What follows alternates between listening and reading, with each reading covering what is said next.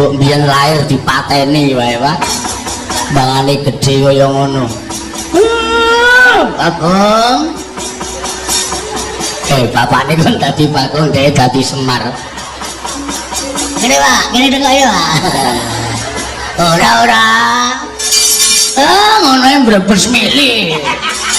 Kene lega kene. Bapak ki wong top wis. Ya. Waduh kedangan man. Lenggah kene. Nyun ngapura Bapak. Aku kok bendina mentok wanene to Bagong. Sok kapan kowe arep manut? Sok bar bodo. Bar bodo jelas manut wong entuk peci, entuk sarung saka bapak utawa mbok pira-pira ngekeki bapak. Sirahe iki ra ono sing sedeng ukurane, Tru. Ayo jare ono nek si Semar iki sirahe kok 84 piye? Cilik banget to? Ora ono sing sedeng aku iki seru arep nukokke. Wis aja durame. Wetro pripun Pak? Kawula karang kadempel konsumisi rada adoh mergo iki bakal dadi perang gedhe antarane Anoman karo para Sata Kurawa. Nggih, ngestoke dawuh. Bagong kowe ya ngewangi aja ming meneng wae. Siap. Ngestoke dawuh, Pak. Nala Garing kowe ya ngewangi aja ming meneng wae. Nggih, Pak, ngestoke dawuh. Wis. Ngono wae mengko nek kira-kira perang iso ya mbondo kalane Petruk kowe matur karo aku. Lho niki ngestokaken dawuh. Pun paripurna, Pak. Monggo. Bapak mlebet wonten griya kula tak medal jawi. Iya. Sing ati-ati ya Bagong. Sampun mboten kirang prayogi. Nggih ngestokaken dawuh, Pak. Muspurna gatining pepanggihan madaning padukan karang kadempel. Nalika semanten katingal sigra manjing telenging bali wisma Lurahan Mayambaka. Eling-eling sipating pamong parandene lamun katinon kanthi permana jati kaya tumurning Sang Hyang Bathara Ismaya ingkang katingal gumebyar busanane.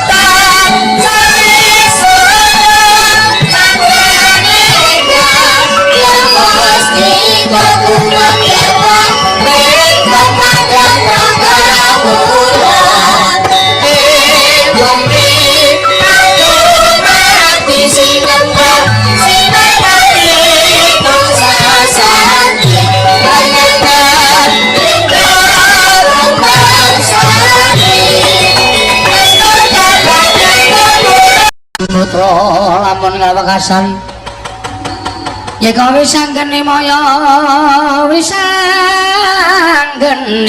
Wisnu Pradena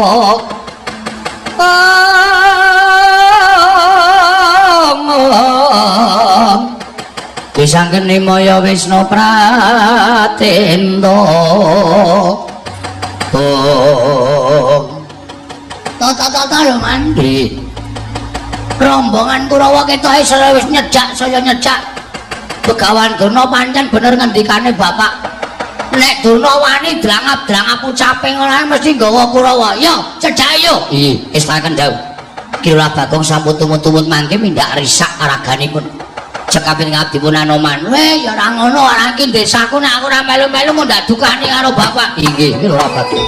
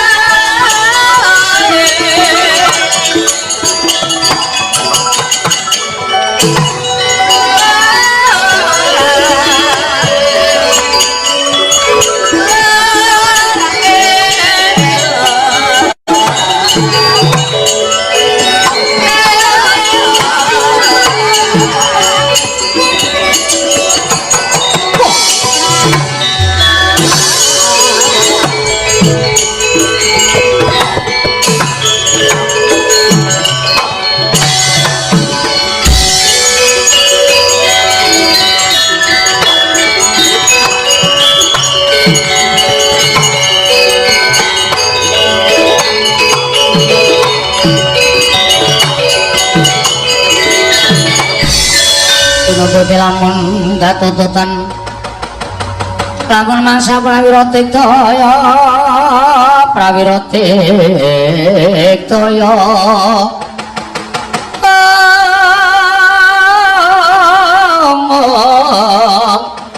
Prananggono magawe gelari rawang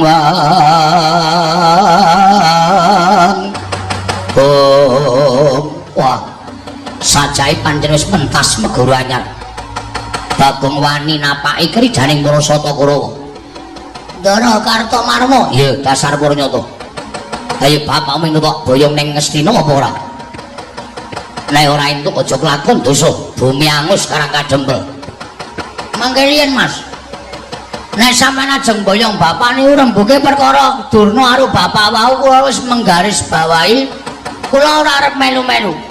Ning gandeng Durna ngucap nek arep gawe bumi angus karang kadempel niki masalah sing tak anggap dadi tok sumbering perkara. Lho, tok sumbering perkara piye? Tok sumbering perkara dadi gegeran kaya ngeten iki. Mula aja nganti gawe gegeran kowe mundur. Mundur piye? Bapakno welehno aku. Nek bapak mboten purun diboyong, bum karang kadempel tak bumi angus. Lah niki kula ora mbelani sapa-sapa ning kula mbelani karang kadempel. Ora sandatakani pawadan kowe mbelani karang kadempel. Ning sing wigati kowe nggondheli bapakmu tak boyong ning Ngastina. Upama tak gondheli kowe arep apa? Lho, ora basa karo aku. Aku kuwi kadang noto kowe batur ora basa. Basa ya gelut ora ya gelut, percuma. Nggo ngapa kula dadak basa karo sampean? Wani karo aku. Apamu sing tak wedeni? Ora minggat kene merganing patimu. Bantangane ana mak. Wah, setan iki. Man, wonten dawuh. Kowe iki standby nang kono. Nun. Kowe iki standby nang kono. Standby mriko menapa? Maksudku kowe siap nang kono, kene iki wis mempeng e. Malah nang kene mangani kacang dipepe. Iya. Nek, iki ngestaken dawuh kula. Malah dhewe arep belani. Gowo munyuk barang. Arep babar ledek munyuk kowe. Aja ngawur. Iki arep munyuk ning satriya e. Ngerti ra? Tau maca buku ora kowe? Anoman gembong mangle awan ya iki. Lho. Anoman sing kundang kawenang-wenang. Ah, mulane kaya aja waton iso terus nantang karo Bagong.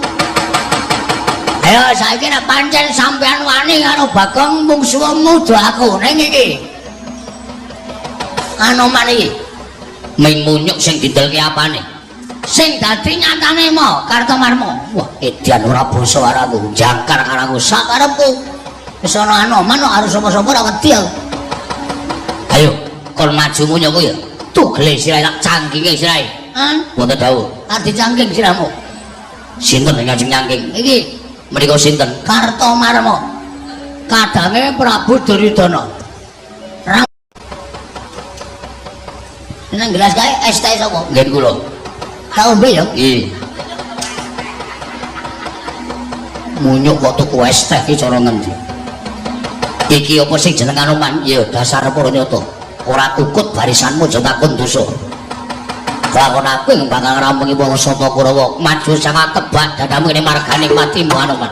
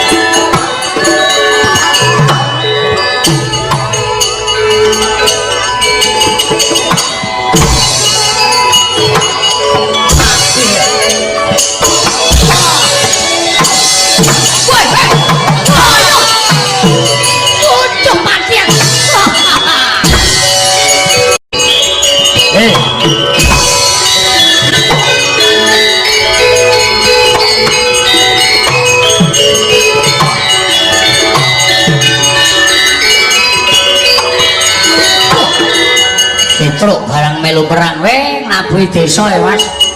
Ayo. Kula ora mundur. Mungsuhe Petruk kantong bolong pecah silamu. Pancobi. Tapi.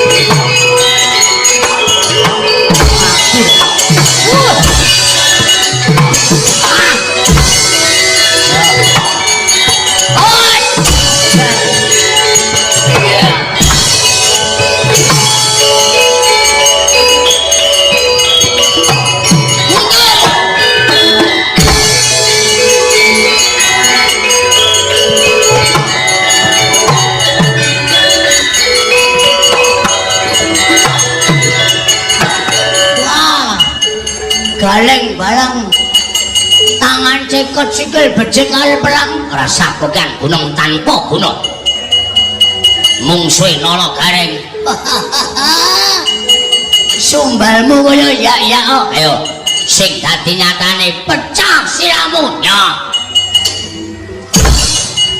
Dian biar mumet dasih terus Andeno kok maju kono kowe bae kanan aku cari iki kok wah dan ganti Petro ganti anane ya Mut